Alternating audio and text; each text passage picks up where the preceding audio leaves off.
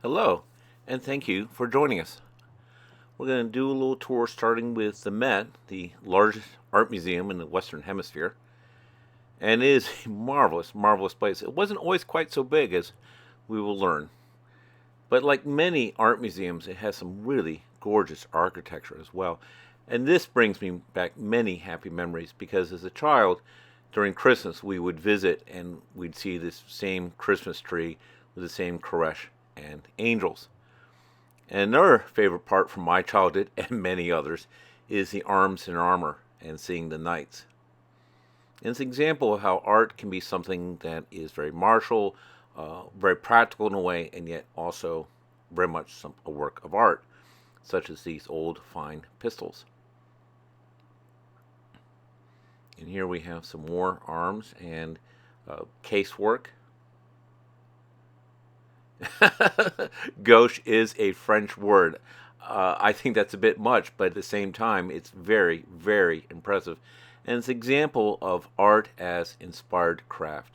That a functional firearm is craft, but if you're starting to do inlays and carve stock, that's another thing altogether. Now, this knife I think is really impractical.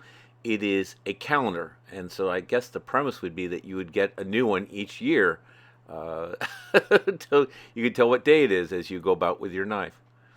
The Winchester rifle that we're seeing here would have been made down the hill from where I live. And then we also have some Colts and such. And Samuel Colt would have these works of art created as presentation pieces to help sell his firearms to foreign governments. Here we see this is originally from Italy, some beautiful woodwork. And now we're going to see what was once the outside of the Met. So as they expand it, they've also uncovered some of the older facades, as it were. This is a special Leonardo da Vinci show that they had on this one time we visited. So we're going to see some really beautiful, beautiful pencil drawings. And let's be honest, he probably was gay. But we're inspired by things that really matter to us, that interest us, and that's an important thing to consider. This is a 1/4 scale model of the ceiling of Sistine Chapel.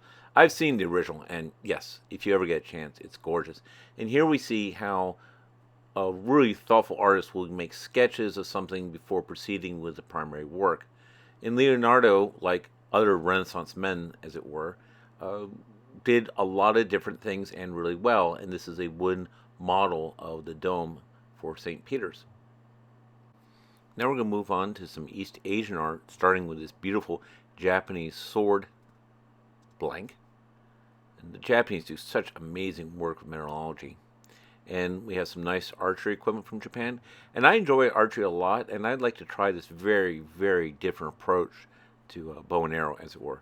And we're going to move on to some examples of taking something that is practical, like basket weaving, and pushing it. And this speaks to that theme of art as inspired craft, that basket weaving is a craft, and you can elevate it to art as a practical item or something that has no practical value but still brings us great enjoyment. I would say, as a woodturner, my experience has been that when I've pursued a practical form, it may be practical, but it typically isn't beautiful. But if I pursue a very beautiful form, it typically is beautiful and it's often very practical. This obviously was a temporary installation, site specific, but wow. And this is another piece that says wow, I think. And I can remember when they opened up this then new wing of East Asian art and this sculptural piece where the water, it has to be perfectly leveled. And they have a video showing how they installed it so that the water cascades all around the stone just right, as opposed to just pouring off one side. And now we're going to see some other parts of Asia. There's a lot of times religious influences in art. What really matters to you? And faith, the matter of ultimate concern, it would be religion. And here we're seeing some jade that represents the characters of the Chinese zodiac. And with Japanese woodworking, the standards can be amazingly high, and their approach is very, very different from traditional Western methods. And now we see something from the Americas.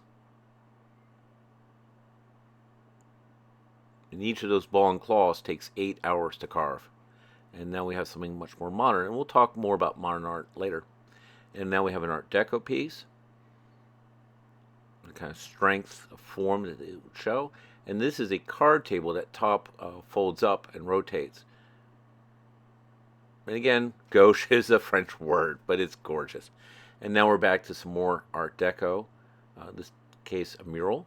And now we're going to jump over to ancient Greece with this beautiful column, which of course we continue to emulate that. And here's Queen Victoria. And we see some various sculptures as well as paintings.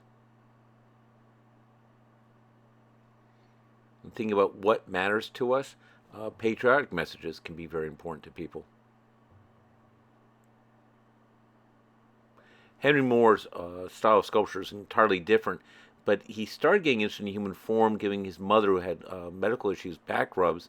And then years later was asked, why are most of your sculptures women? He's like, because I'm a guy. Here we can see that area in the Met. And then, have you ever read this book? If memory serves, this is the fountain, but it was in a different location back in the day. And then we're going to see some nice works from Alfred Singer Sargent. Little tip, he would often make his subjects look better in the paintings than they did in real life. You know, who's paying your money? And we can see a very kinetic sculpture here, as is this painting. I mean, you can almost feel the horses charging, I think. And now we're moving back into some Art Nouveau and Art Deco. There's some overlap with the forms that they were using in the approach. They're not that far separated in time and place. If you ever get a chance to go to Carnegie, New York, totally do look at what they're doing there with their museum. I remember when they first opened this up, it was just like eye-popping expanse, like, oh my gosh. But it's another advantage of art for later generations, that you can learn a lot about people by looking at their art. And this is a prime example of that sort of thing. This is why we import talent from Ukraine. It's a Nevelson piece, and a very large one at that. And we're going to finish off with this lovely Calder sculpture. Now we'll visit the Yale University Art Gallery. This is an easy bike ride from my home. It's even walkable. Ask me how I know. But the works here are on par with the Met, only much smaller collection. And we're going to see a different sort of religious iconography. But again, faith, the matter of ultimate concern, you would create devotional works. And an important reminder to not invade Russia. Traumatic experiences, where a personal one that we're trying to work through as art therapy, or as a national tragedy, art can speak to that issue. And we'll have some more sculptural pieces, and then a Hudson School painting. I'm always moved by these beautiful, profound landscapes. And more the Art Deco, borderline Art Nouveau. This piece is definitely Art Nouveau. You can see how it's emulating natural forms, as leaves and stems, to create this very attractive table. And then we have something from the arts and crafts movement, and I'd like to talk a little more about that. The arts and crafts movement was very concerned about reconnecting people with handwork and at the same time making things accessible. And this is a piece that typifies that, and the influences they took from the medieval age. And now we see some Chinese furniture, which I also find very exciting, not only aesthetically, but because it doesn't use any glue and a minimum mechanical fasteners. It's all in the joinery. Something you can do when you visit an art museum, and my boys enjoy this, is to bring a sketch pad and to sketch works that you see. You can see some more Chinese art.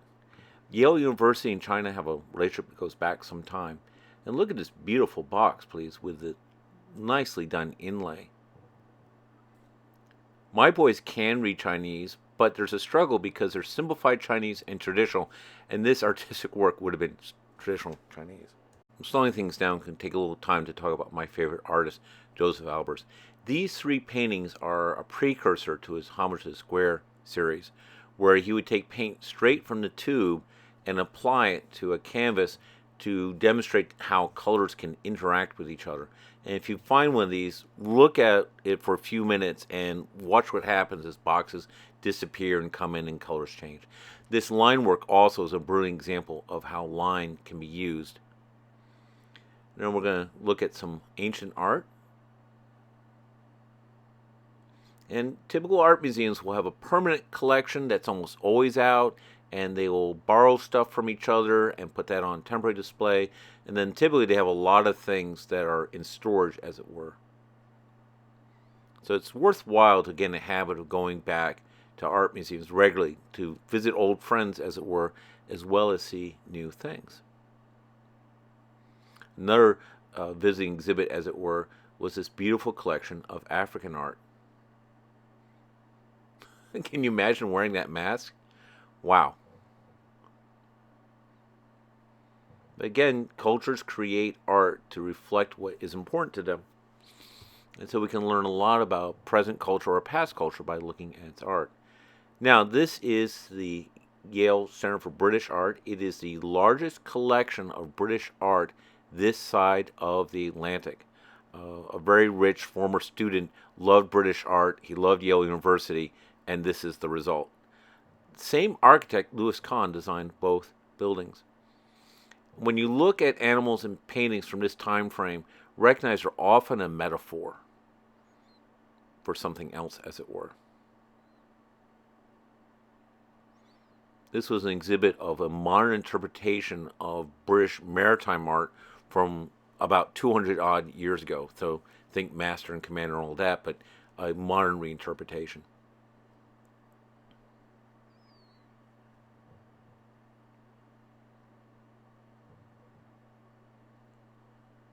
And as a Boy Scout, I get a real kick out of this work and its contour lines. And there is a theory that Sherry Basie should sing all James Bond themes, and I agree. This is my favorite painting in this museum's permanent collection. And when I took an art class at Yale University in color, one of the assignments was to recreate a painting using colored papers, and this is the one I chose. Well, we'll carry on seeing some more nautical themes. Keep in mind, the British Empire, our green and pleasant land, is an island surrounded by oceans, and its connection with the sea goes way back and is really critical to its history and its culture and its worldview. So again, art is going to reflect, art as a mirror, the things that really matter to the artist, to the patron, to the public.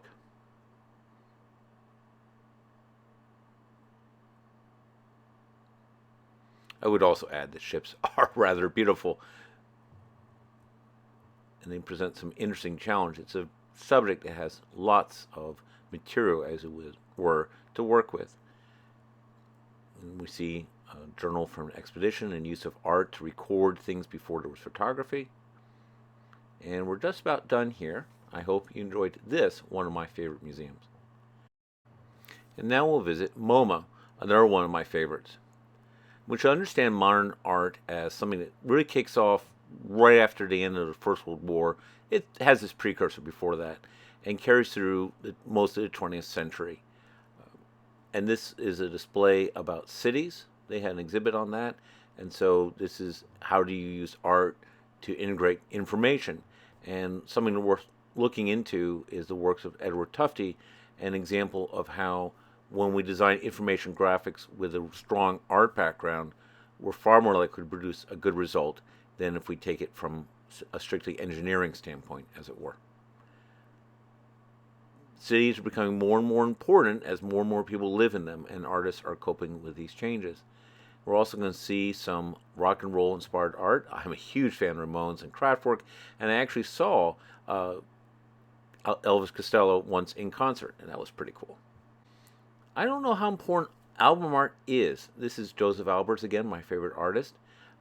But in the time of vinyl records, it was a big part of the entire experience and your selection, what music you're going to listen to, and all that.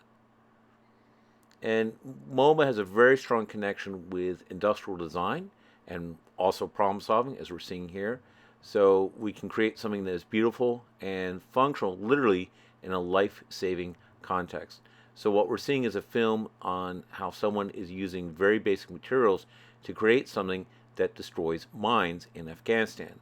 And the idea is this thing has a GPS tracker in it, the arms are expendable, and you basically roll it out into a field, and when it contacts a mine, It blows up the mine. It's slightly damaged. It doesn't matter. It keeps rolling on, activating more mines and literally saving people's life and limb. And that's something to consider about modern art. Is it's really grounded in as a movement in art that would be very much part of our everyday lives, and not just for elites, but for everyone.